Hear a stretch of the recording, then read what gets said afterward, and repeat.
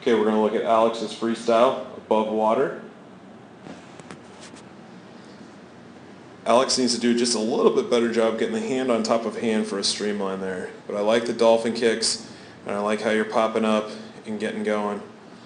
The one thing that you focused on this week, which I think is really good, is the body rotation.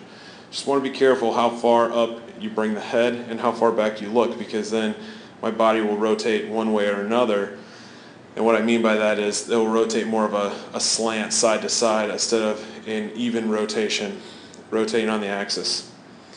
The other thing is, you have a nice long freestyle.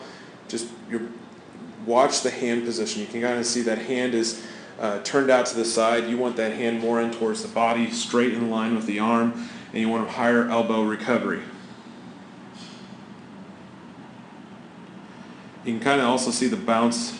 The bounce is coming from a little bit of a knee bend, and you can kind of see the hips are more swaying there instead of rotating and driving the hips, and that's what we want. We want to drive the hips and rotate, drive the hips with the rotation. You can kind of see there's my body position, kind of more leaning that way now. And those are easy fixes. I think, the six kick and roll, the zipper drill, those are two drills that we did that I think would benefit you greatly.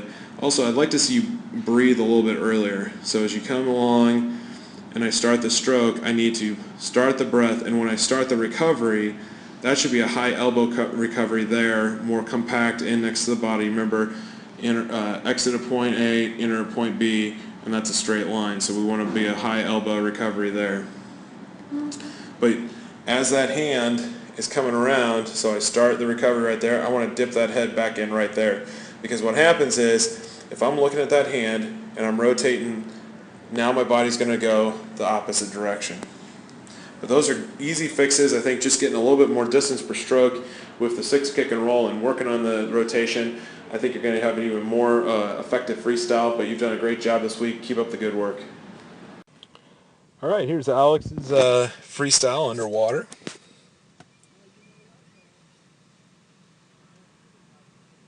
There's the start. Don't want to go too deep on the start. Want to probably only take about 3 to 4 dolphins. That's all you probably need, is 3 to 4 dolphins. And as you come up, you do a good job of getting a good catch. But here, as I start, my hand enters that water and I drive that hip, which you're doing a good job of, I want to start bending with that elbow and creating that big paddle like we talked about, from the hand all the way up the forearm to the elbow. That's going to give me a really good catch. You can see I'm not bending until right here, and what's happening is I'm bending my elbow, and now my hand is going underneath the water, and that's creating kind of a problem in terms of the fact that I'm not getting as good a catch.